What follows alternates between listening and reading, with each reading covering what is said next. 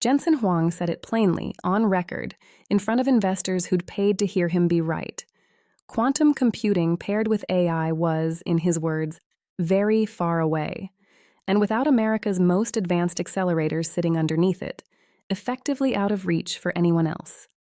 That was February 2025. By the spring of 2026, a Chinese research consortium had run a hybrid quantum classical AI workload that didn't need a single H100, A100, or anything with an Nvidia logo stamped on the die. I want to sit with that for a second because it's not the part people are shouting about. Everyone's fighting over whether the export controls worked. Wrong question. The interesting question is why Nvidia's own CEO felt the need to draw a line connecting quantum computing to his company's silicon in the first place, when the physics never actually required that connection. Quantum processors don't run on GPUs. They run on dilution refrigerators, superconducting qubits, and control electronics that have almost nothing to do with CUDA cores. The AI half of quantum AI, the classical compute that interprets and optimizes what the quantum processor spits out, that's where Nvidia's chips theoretically mattered, and that's exactly the seam China found. Here's what actually happened.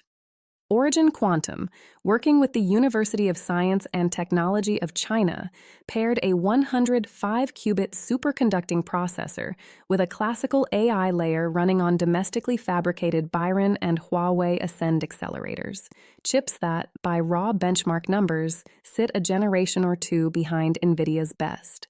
The workload was a variational quantum eigensolver problem, the kind used in materials science and drug discovery, the kind that's supposed to showcase exactly the hybrid advantage Huang was describing.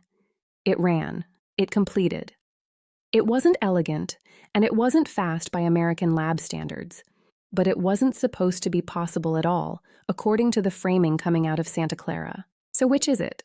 Was Huang wrong, or was Huang describing a different constraint entirely, one about efficiency, not possibility?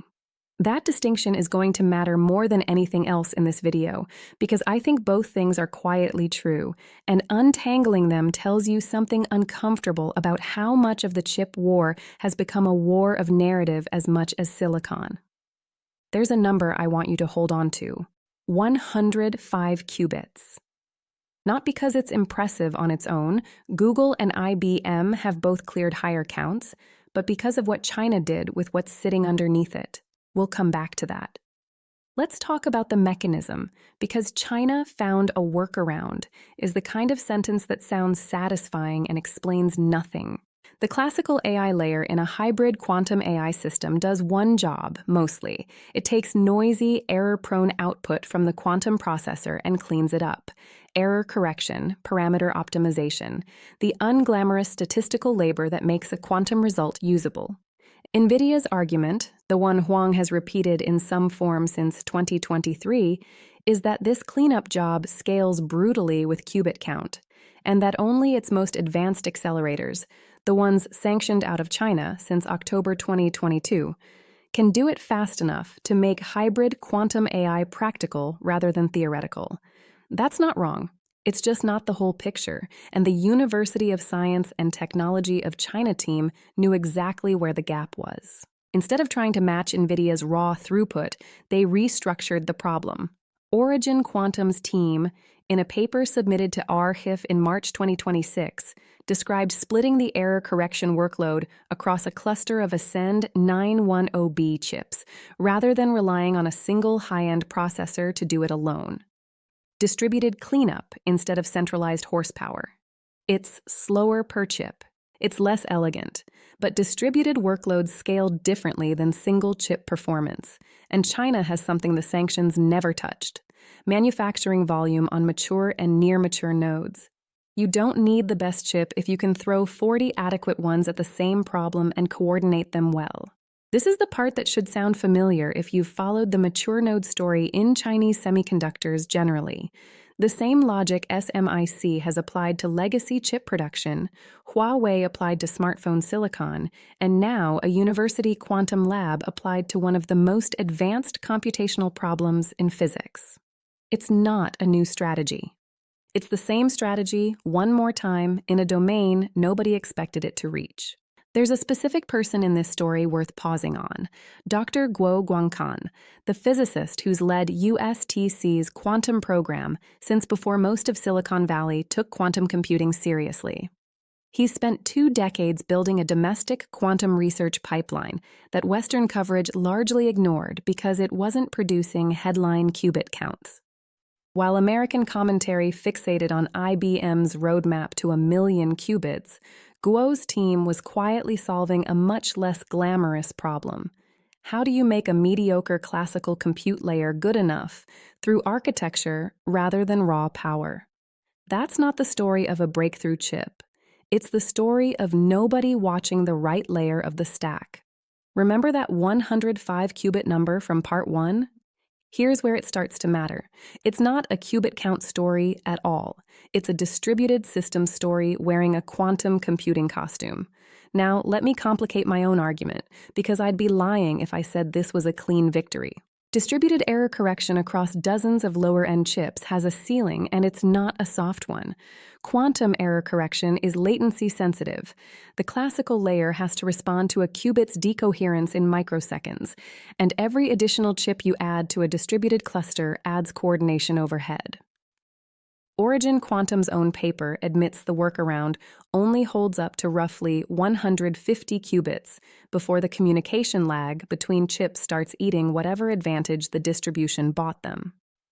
Nvidia's Huang wasn't describing a permanent wall.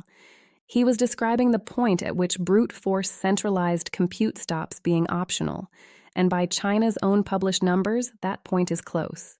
Maybe a few years out, maybe less. So here's the reversal, and it's an uncomfortable one for anyone who wants this story to be simple. The export controls didn't fail. They did exactly what they were designed to do, which was slow down the frontier, not eliminate the field entirely. What the sanctions didn't anticipate, couldn't have really, was that quantum AI turns out to have more than one frontier. There's the raw performance frontier, where American accelerators still win decisively.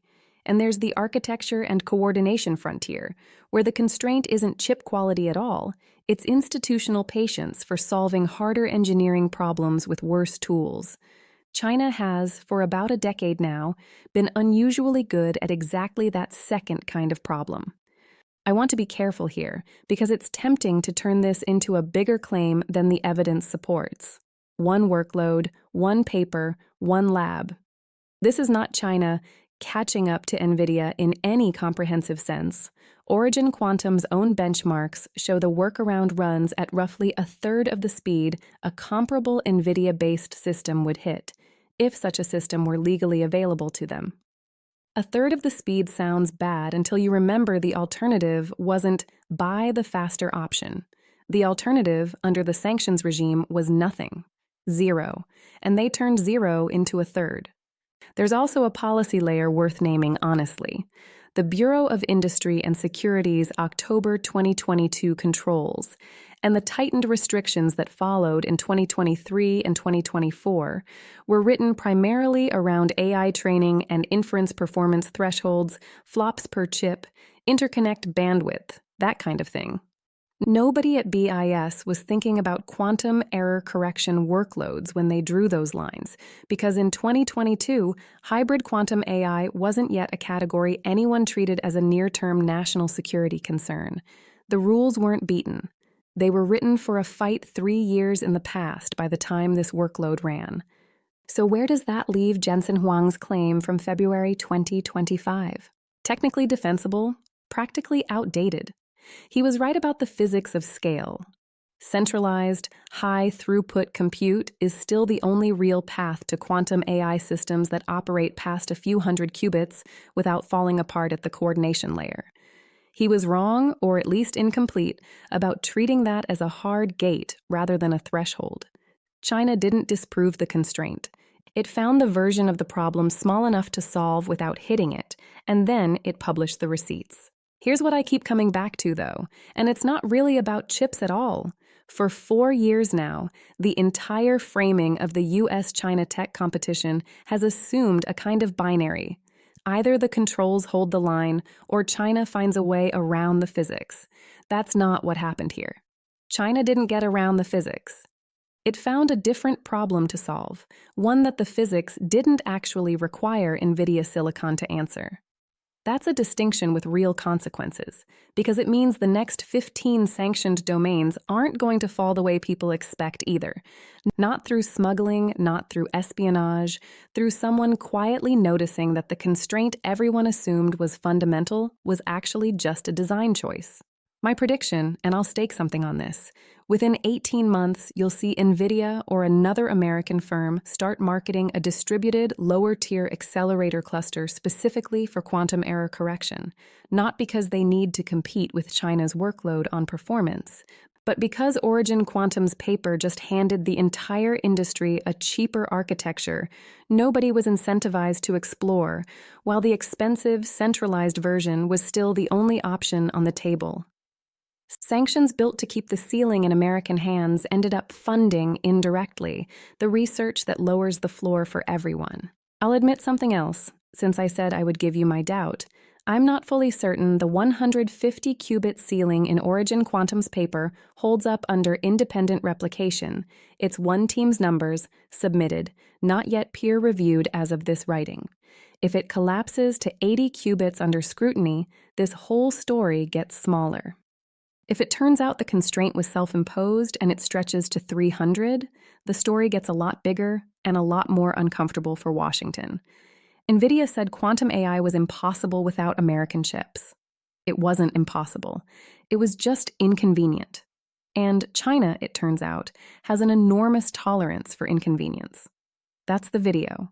Say next if you want the YouTube metadata for this one.